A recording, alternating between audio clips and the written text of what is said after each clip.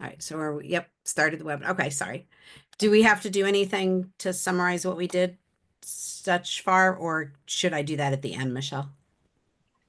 I think we can take care of that later. But thank you, Christina. Okay, just for matter of record, Melvet Hill is presenting a small presentation to us, a short presentation to us on her work as executive director of the Commission on Women, Women, children, Children, yes, Seniors. Oh, equity, oh my equity God, and Melvin, I'm so opportunity. sorry. Please just introduce your title again for a matter of record. Yes. Sorry. Hi, everyone. For the record, I'm Melvet Hill. I'm the executive director for the Commission on Women, Children, Seniors, Equity, and Opportunity. And Thank you. shall I proceed? Yes, we're good, Michelle, to proceed. I think, yep. Okay. Okay, great. So House Bill 7214, an act concerning maternal health. This bill establishes a task force to study perinatal mental health care, establishes a report card for birth centers and hospitals that provide maternity care, and then it requires the Commissioner of Public Health to convene an advisory committee to study doula-friendly practices in hospital. And at this point, this bill has been tabled for the House calendar. We've been working on with the new Black Maternal Health Caucus on some of these bills to raise public awareness as well as to provide support behind the scenes. This next bill, 7102, an act concerning maternal and infant health care.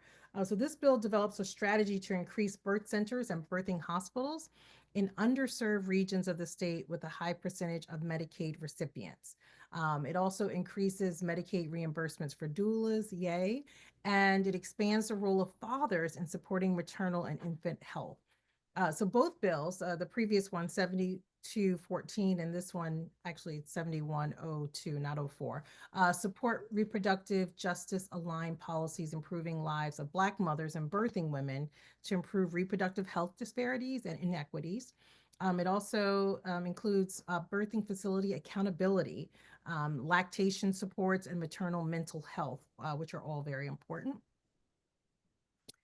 And HB 5986, an act establishing a refundable child tax credit against the personal income tax. Connecticut is really lagging behind in this. Most states who offer, who have a personal income tax have some type of child tax credit, and we don't. So this bill supports a tax credit of $600 per child up to 3 children in Connecticut in alignment with the reproductive justice principles of being able to afford to raise a child in a safe and sustainable environment. So this bill really just puts money back in the pockets of families, and it means that families who do not have a tax liability would receive the full amount, the $600, and be able to utilize these funds to purchase things like essentials. And so that's really the messaging that is being pushed behind this. United Way, this is one of their big priorities. You probably have seen different ads and emails that are coming through from United Way of Connecticut on this. And then finally, oh, this is the wrong one. I'm going to stop sharing there. I think I got a slide mix, but there's another bill that we are working on, which is a bill that we introduced, an act establishing a pilot to mitigate benefits cliffs. So benefits cliffs occurs when someone is accessing public benefits like, SNAP or TANF, temporary assistance for needy families, or even care for kids, and they get an increase in income. Maybe they get a promotion at work or they get a new job.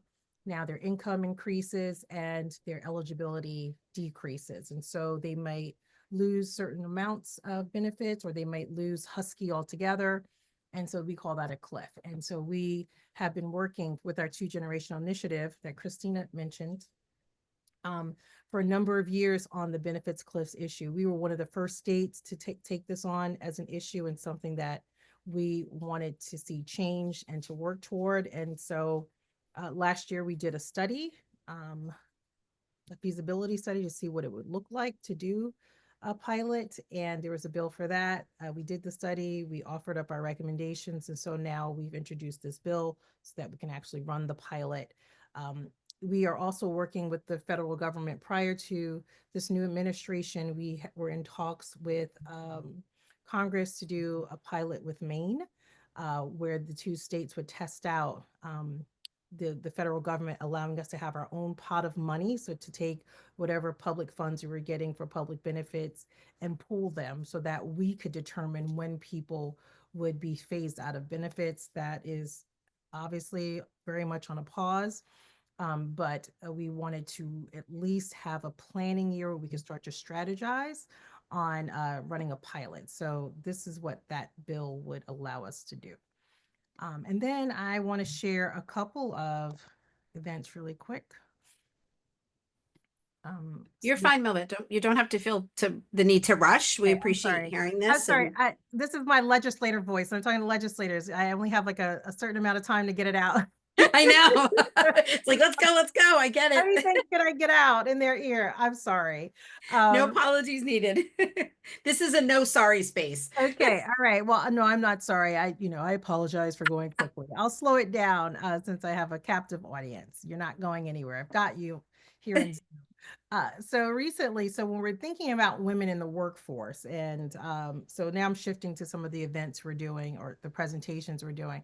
So about 5 months ago, I was speaking with the Lieutenant Governor's Chief of Staff and her Chief Counsel, and they were saying, what are your concerns? What are you worried about? What's exciting you right now as it relates to women and girls? We're part of the Governor's Council on Women and Girls, and so they were asking me in the context of that. And I said, what's disturbing me is that I just read a report. McKinsey put out a report, and they said that by 2030, a significant number of women are going to be losing their jobs due to artificial intelligence. And I was just like, what is happening? And so as I dug into the report, I started noticing the jobs that were going to be at stake. Women, well, those jobs are really held mostly by women.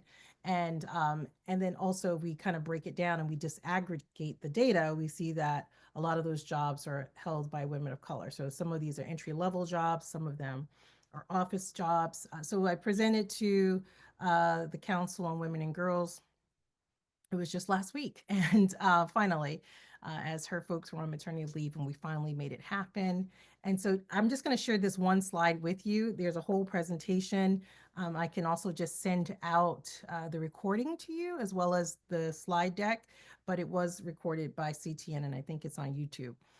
But here are the jobs that are not just held by women, but just in general, where we're going to see growth with AI, right? So as we're looking at different occupations and job sectors, health professionals, health aides, technicians, STEM professionals, those are in the bright blue at the top. Those jobs are going to be resilient and growing. And then when we look at, let's go back. My apologies. When we look at the jobs in the navy or the darker blue, those are jobs that are stalling. They're rising, but right now they're stalled a little bit. So this is showing a change in labor from starting back in 2022 all the way to 2030. I believe this is our numbers that we're seeing. And then so within the next 5 years or so, on the bottom here, you'll see food services, customer service and sales, and office supports. Those jobs, as well as production work, are on the decline. And so these are numbers as of 2022. I had other slides that showed in more detail as you break it down by women versus men and the different job sectors where the growth will be and where it will die out. And so right now, only 5% of women are in STEM fields, 5%. But 17% of the office jobs are held by women also. So we have to figure out how within the next 5 years, what's our strategy, probably closer to 4 years at this point, to upskill and reskill women into AI jobs or get them into something that is different than what they're in. If they're in food services, customer service, sales, office support, and a few other fields that we laid out in the presentation. So this is part of our public awareness as we consider how AI is going to affect the workforce, particularly for women. Are you looking at, Melvet, if I could ask a question, are you looking at children or girls? let me say, girls in the STEM. You mentioned 5% of women are in STEM fields, but I know there are organizations like, I think it's called STEM Gems, that are targeting getting more girls into the STEM field. So when you talk about the impetus to really move those negative numbers up, are you also talking about children? Because I know your remit is children and seniors and equity, Yes. et cetera. So I'm Yes, curious. we are. Yes, we are. Absolutely, 100%. And so part of that is in the presentation. There's also a big bill, Senate Bill 2, that's the AI bill. And I think it probably has about, I don't know, 10 to 13 things that it's accomplishing. Some of it from regulatory kinds of issues. Other things are like the AI Academy.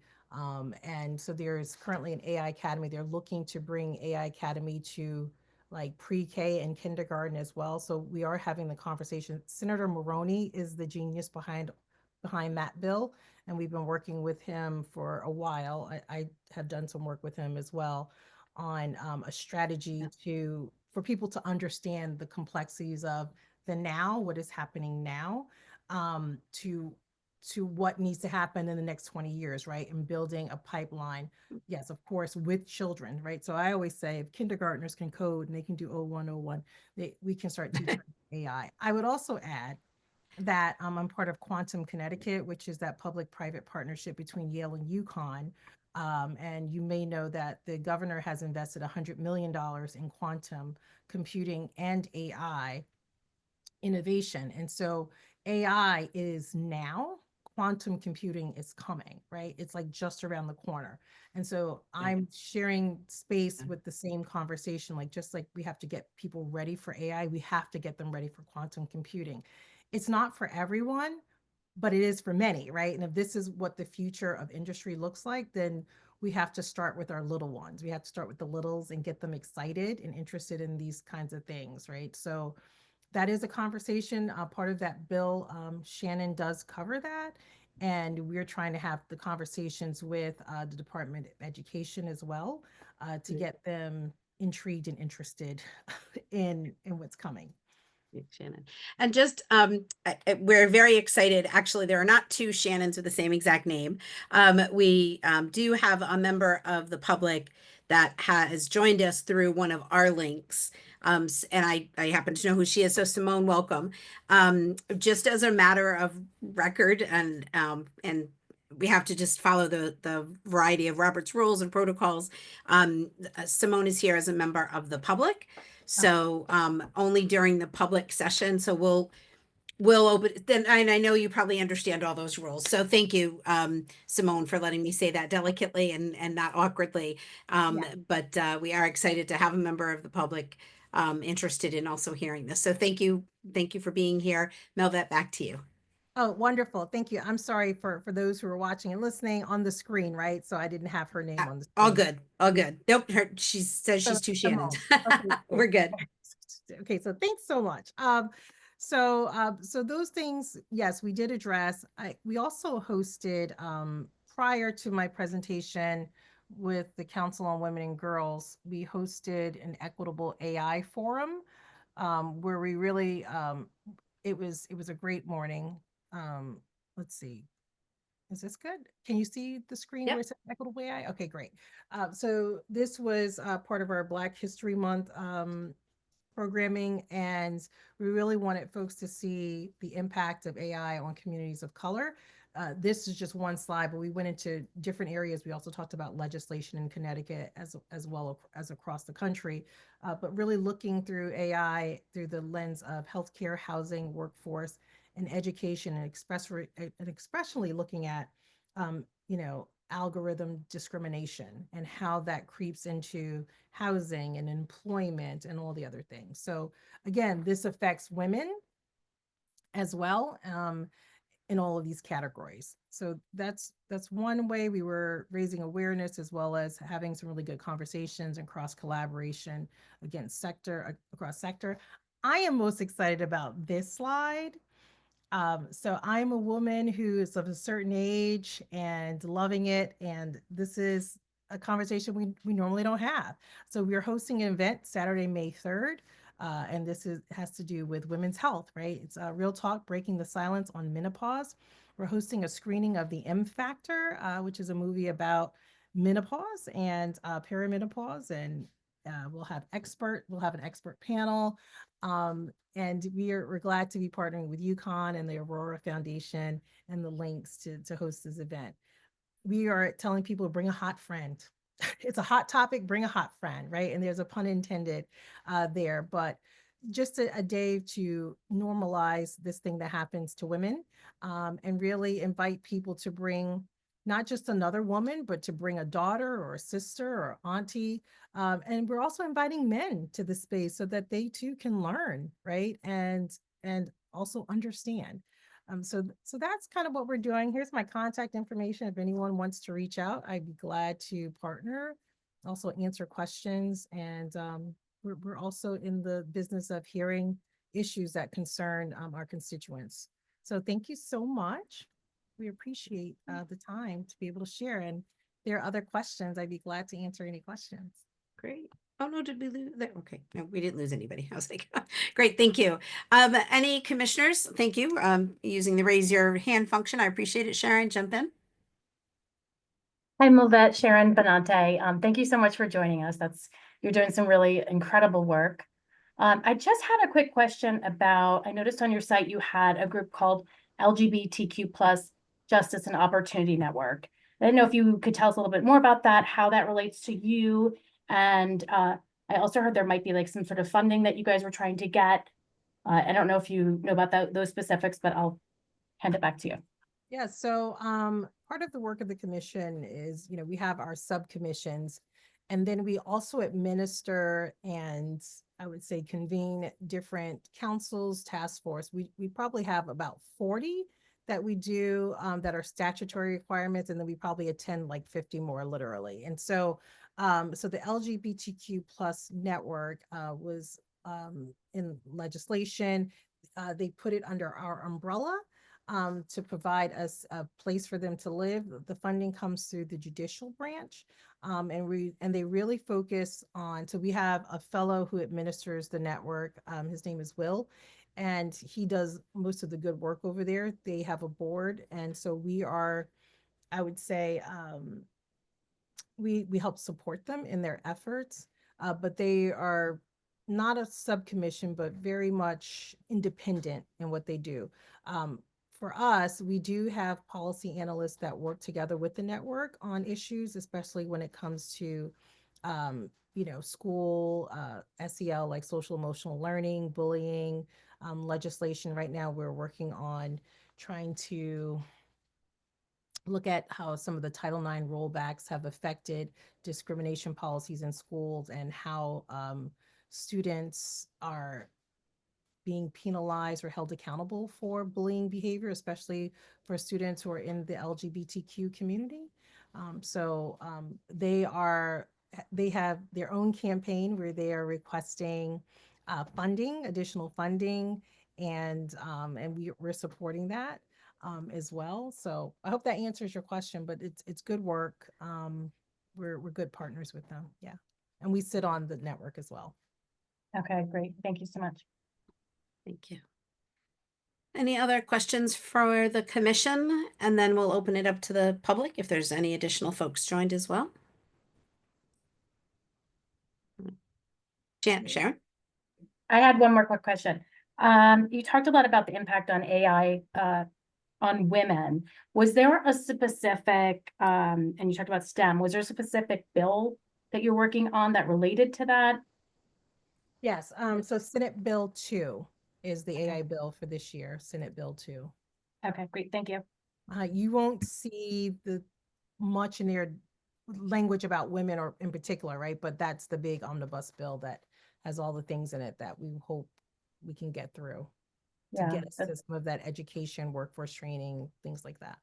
really important work. Thank you. Yeah. Thank you. And that's quite a big bill, actually, right? I think there's a lot of different pieces in that one. So Like 151 pages. It's a big bill. Yeah. yeah. Is there any one thing, Milvet, that a citywide commission like ourselves like, can you think of or name one single thing, right? I know there's tons, right? But is there one single thing that we can do to help advocate for the voice of our constituencies here in Norwalk to you as a larger commission? I think that's a great question. I I really am about the voice of the people, and so I think many women in general don't feel or understand that they have a voice, and that a letter or an email or a phone call to their legislator or even to a commissioner matters. It's the thing that can turn the tide. It is, we have seen it time and time again where a legislator stands up and says, I got 12 calls this morning from my constituents about this very thing. And they say that for a reason, because they want to acknowledge that these people have reached out to me, and I want to do something about it. Sometimes it's an issue that's not on their radar. And so it's really important to encourage people to reach out to their elected officials. This, we are the people, so we have to help people understand you're the people too. Like Right, all of us exactly. together, and you too. Right. The other thing I'm very aware of that I would offer, and we haven't figured this out yet, but creating a safe space for people who feel like they don't have a voice or who are afraid because of the current climate, right? And whether it's perceived or real, it matters. And so creating safe spaces for women to share their concerns, and that might be even on, one-on-one time at a coffee shop, or inviting people to a Zoom meeting where they can share their issues and concerns in a safe space. So I think we're seeing that some people are beginning to hide, and we don't want people to be afraid to use their voices or to fear retaliation in any way. Right. Got it. Thank you, Melvette. I appreciate that. We have a pretty active public and advocacy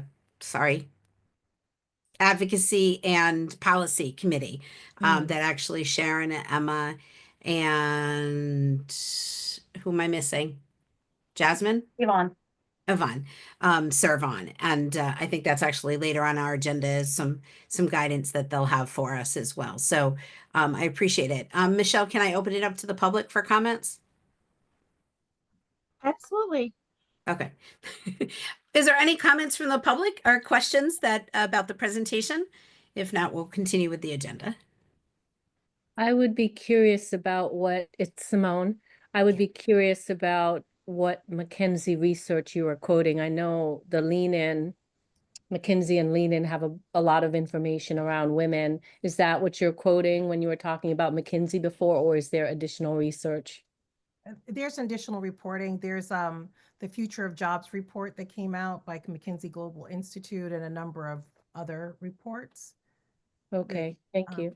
I'd be glad if you were to reach out via email. I could send those to you. Thank you. Great. Thank you. All right. All right. Thank you, Melvette. I'm sure that, after our meeting, there may be folks that have questions or concerns. We know how to reach you. We appreciate it. You are in good company. 2 months ago, we had Representative Dominique Johnson and Representative Gilchrist join us. And then I believe our next guest, actually, I don't, is that public yet?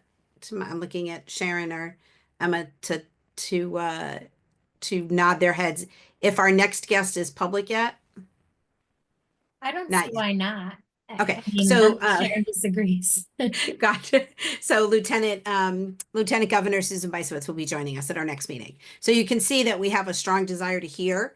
I will say that there is also an intentionality, and our commission has a responsibility to be as bipartisan, a bipartisan organization. So our representatives on the commission represent a wide spectrum of gender equity issues and individuals in our community. So we are proud of that.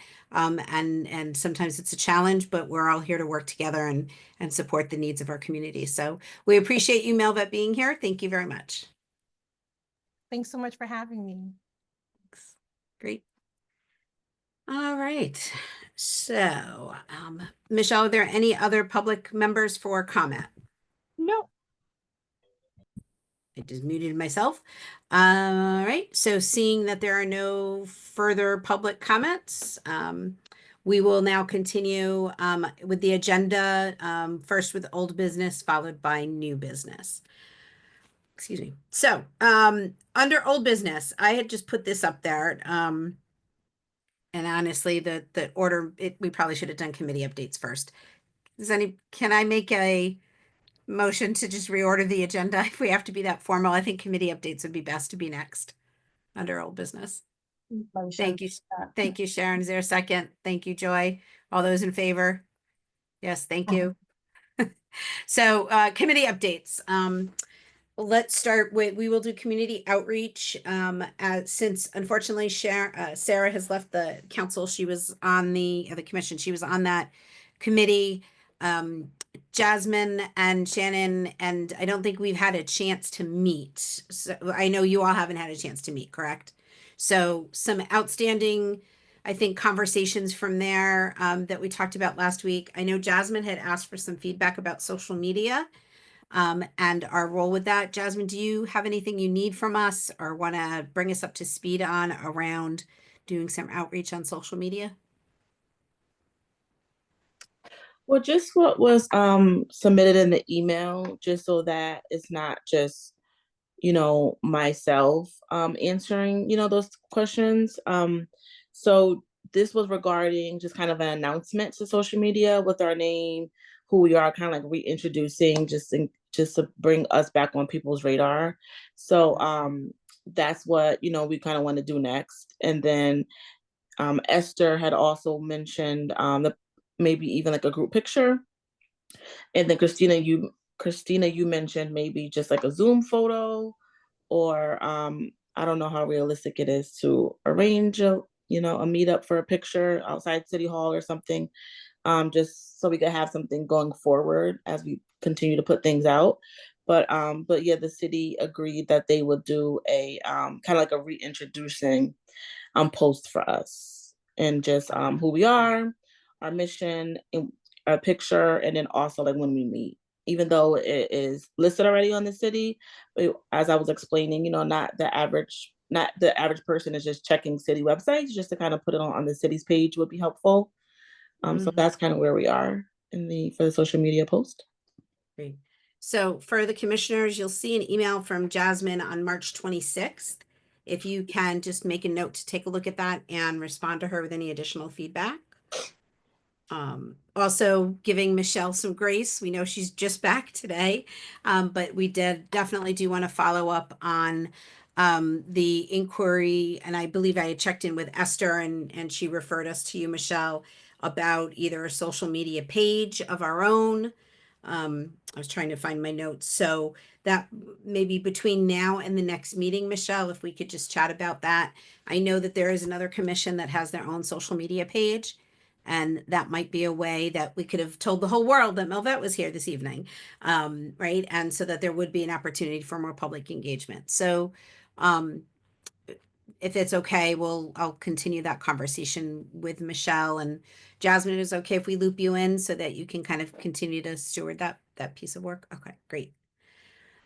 Also under the community outreach, what we talked about last time in the full commission meeting was to get a timeline and dates together for an impact award for next year so that we do not fall behind. I will raise my hand in the camera. There's my camera. I will go ahead and put that timeline together, having done the program last year. Really want to see us. There seems to be a strong interest in all of us doing that event again. I think we just need the lead time. And also since we are down so many commission members, I think we're down 3, with the hope and expectation and anticipation that we will have more commission members gained over the summer, that we will have more folks, a bigger bench to pull from, which I think is important. Anything else under the community and outreach committee? I'm just double checking something. Sorry, I'm just checking my notes real quick. Oh, yes, I have another update. I did inquire with Esther, who referred me to the general counsel's office for the city about our ability to partner with community agencies and such. He does not feel that unless there is an ethical issue involved, There should be no reason to prohibit us from partnering with another organization. We had talked about partnering with the Triangle Center. We talked about the WBDC. We talked about Haven. So there does not, one of my tasks was to follow up to see if there are any reasons why we couldn't partner with other community agencies. So if our bench isn't strong enough, our bench becomes stronger when we partner with someone. So that might also be something that as a community outreach committee, we can continue to look at. Am I missing anything? Questions, comments, concerns from the whole group? No. Okay. No. Sorry, Christina, just quickly, Simone, I know we talked briefly last week, and this ties into Christina saying about how our bench is a little light. Michelle is just back from leave literally this morning, and she's our liaison and staff person at City Hall. So if you could give us a little bit to get situated, we will get back to you with an update. Thanks, Great. Shannon. Thank No you. problem. All right. And I will circle back under new business about the openings. So, Policy and Advocacy Committee. So Emma and Sharon, I don't know who's doing your report out tonight. I'll take care of that. So for the Legislative Advocacy Committee, so Yvonne, Emma, and myself, we've so far identified several Connecticut coalitions that we want to work with in gender equity. But as Emma mentioned on the last meeting, and I apologize, I wasn't there, I had a program at Fordham. We're looking at the LGBTQ plus community, healthcare, domestic violence, sexual abuse, childcare.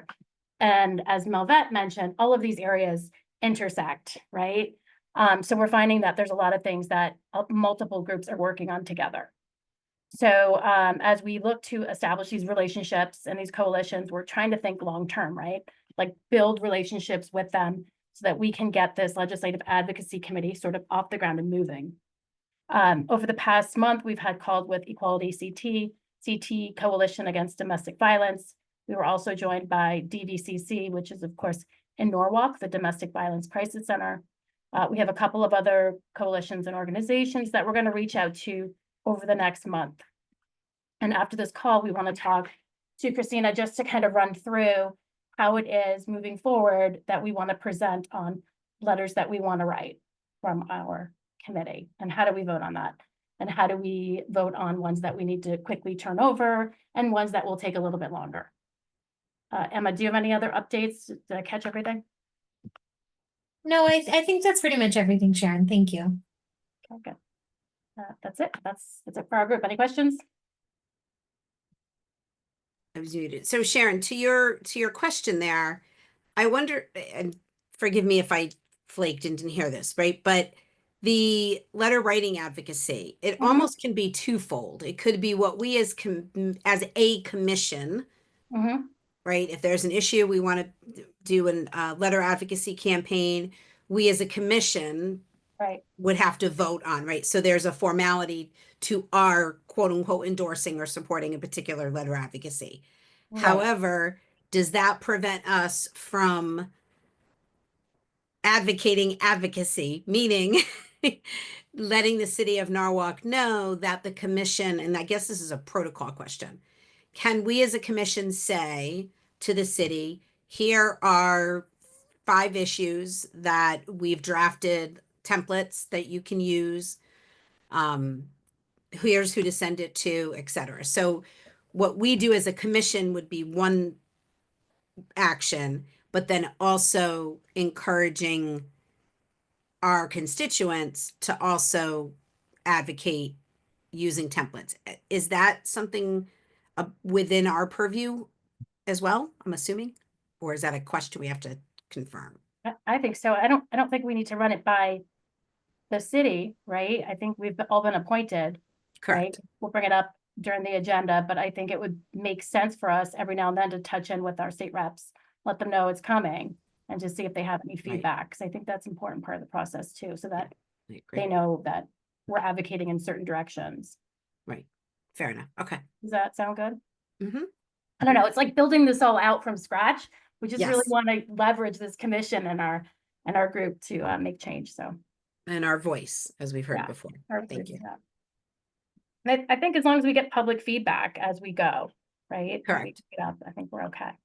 Correct. Okay, great. Thank you. Any other questions for Sharon or Emma? Okay. No? All right. The only other item then under old business, I just want to bring this up and I guess mention it in the event that there is a strong desire to revisit the work. The Norwalk Parks and Rec did come to us. Will, Joy, thank you. You brought him to us. Will Schwarzenstein did a fabulous presentation. I think there was a lot of momentum and interest in some of the work that he wanted to do about promoting um, women and girls in youth sports. But I know we weren't able to mobilize around anything. So I just want to call that out. That maybe that's something that the community outreach committee can, as that gets its legs, right? Not today, not tomorrow, but down the line. That might still be something that we can pursue because I think it was a pretty exciting presentation and there was a lot of energy around it. And then I know we're all super busy and myself included. And then of course I'm seeing all the pictures of Paige Buckers around and I'm like excited. So, and I never say her last name right, but with the attention of that, I just think that the opportunity, especially as the summer's coming. Joy, you came off mute. So is that a raising your hand sort of kind of thing?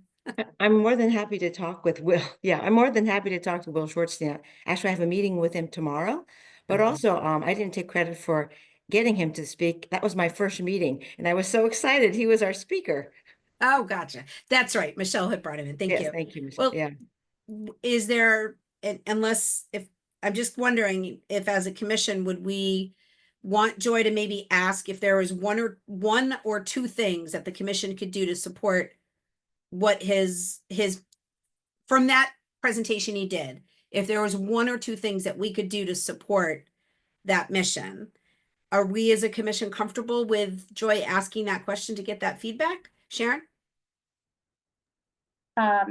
Good. I'll go after if you're asking a question. Sorry, I raised my Sorry. hand, had a different question. Different question. Okay. I'll wait. So does anybody have any objections to Joy just asking that? Shannon? No, I would ask her to. Will, I got to see Will run the kids basketball league. It's third and fourth graders, but he welcomed girls in. My daughter's team had three girls on it. The girls got equal playing time, were part of the team just as much as the boys were. It was really, really, it was handled so well. And Will was there at any point, if anybody needed him, checking in on everything, making sure the coaches were set, making sure the kids were set. He's really doing good work. So if we could work with him again to like we're saying partner, if he has something he's working on or he needs our backing on, I think that would be great and would really benefit the girls of the city of Norwalk and sports. So Thank you, Shannon. Okay. There's no harm, Joy, in asking the question. Again, it's not committing us to anything, but I just thinking identify if there is like one thing that we can do, right? That can support that mission as well as advance our mission as a commission. Okay. Sharon? Yeah, one of the things I wanted to bring up, if we could also ask him, we were looking for data because there was a lot of data by race, but there wasn't by gender.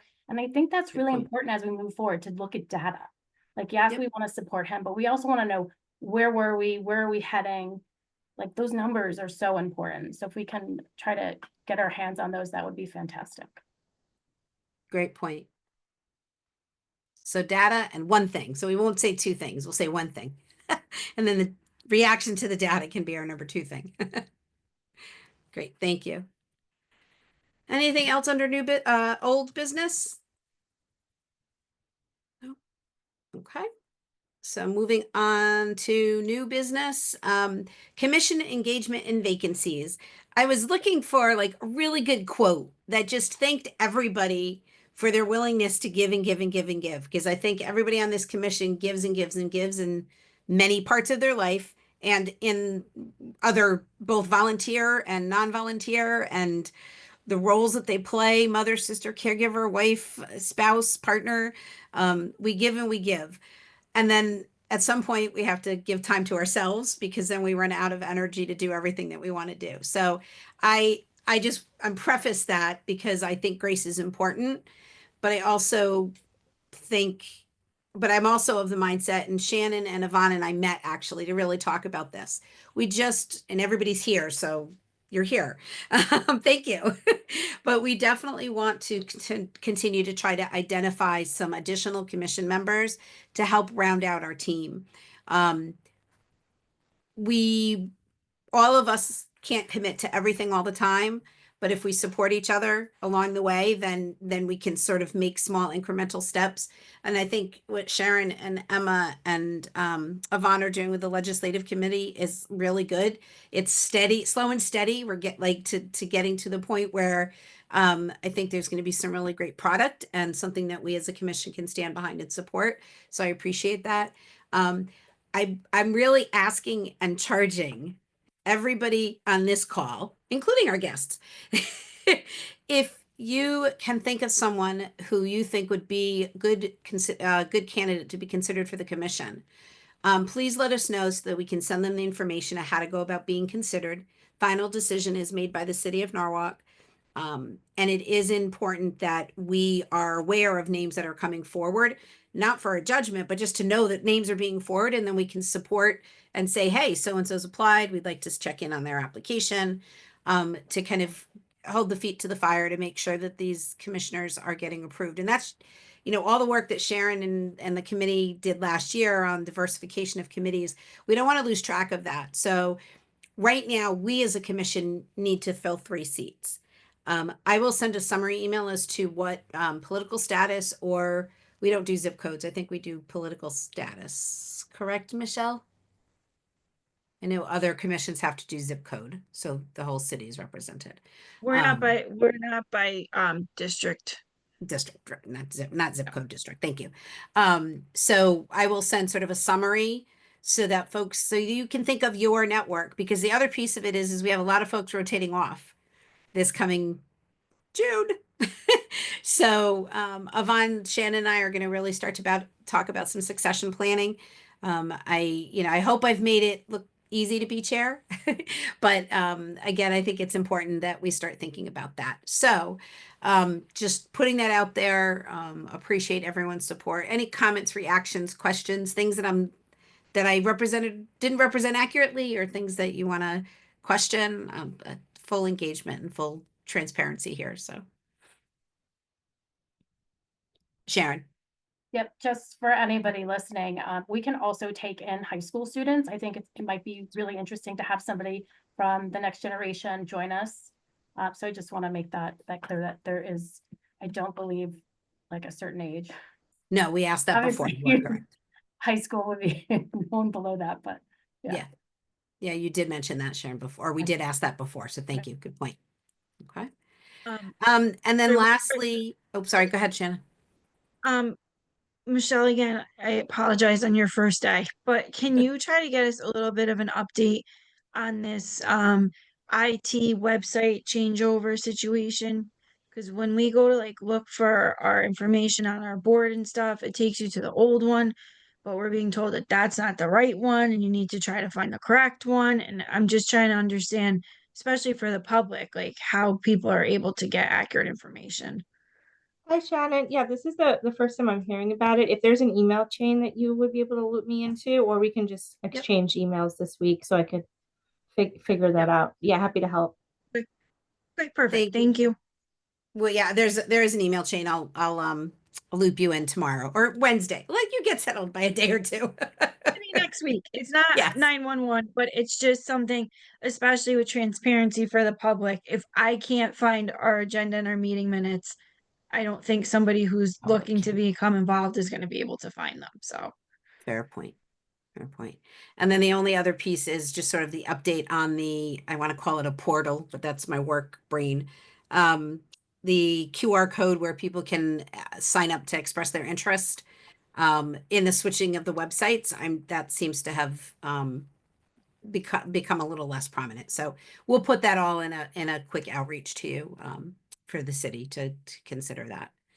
And then along with that, if any of you as individuals hear about city events or even statewide events, right? We know that there's one coming up, right? So my wheels are spinning already about our trying to maybe promote that as an activity. Melvet, I apologize. I knew you went off on screen. I just did have a quick question.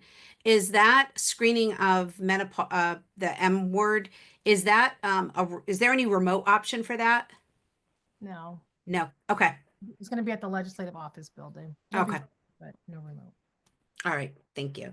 But if you all, as commissioners, if you hear of events that the commission and as commissioners, we might be interested in even just attending and supporting, I think that that's also an important way for us to represent our constituency. And with the city of Norwalk, I know that, you know, sometimes events kind of come up at the last minute. Even if they're at the last minute and we know about them, we'll send an email, and if someone can join, they can join. But I know that recently there was some activity around Domestic Violence Awareness Month. That would have been a perfect event for us to have some visual presence at, given if we could have, you know, swung it and had folks there. So if you all know of activities, keep us informed, and then I'm going to be working with the city to try to get a better understanding of those activities as well on the horizon. Any other questions, comments, Shannon? Sorry, my Chamber of Commerce hat just switched on.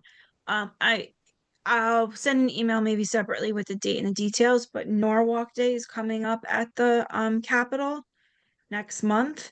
So you can have the option to have a table or just attend. So for my day job, I will be attending, but it's just something interesting, you know, to see what's going on and represent Norwalk. Like we're saying, we want to be part of Norwalk and part of the community a little more visible. It could be a good way to, I don't know. I get that it's going to Hartford, but if anybody had any other reason to go, it might be a good photo op and, you know, just information and being together. Thank you, Shannon. Sharon. Yeah, that's really interesting. If we had a commission on gender equity table, would that influence people who see it to maybe talk about it happening in their city? Because I think there's only 2 of us across the entire state. So I feel like it might be interesting to have that table there. Mm-hmm. I agree. Shannon, if you're involved in the planning, can you find out how we could, again, Yeah. it's a time and a commitment, depending on what day it is. If I'm, well, no, I cannot do that while I'm working. Sorry. Yeah, I'll pull it together and let everybody know the details. And just see if there's if there's a chance it works, then great. If not, at least we understand. At least we know of it. So thank you. At least now, you know, it's an annual event. Even if we can't pull it together this year, now we can put it on the radar and the planning for next year. Yep. Terrific. Great. Any other discussion? New business, old business? Okay. Is there a motion to adjourn? So moved. Shannon moved to adjourn at 8:07. Jasmine second. Thank you. Thank you everyone for joining. Have a Thank wonderful you. evening. Thanks so much, Mavette. Thank you, Melvet.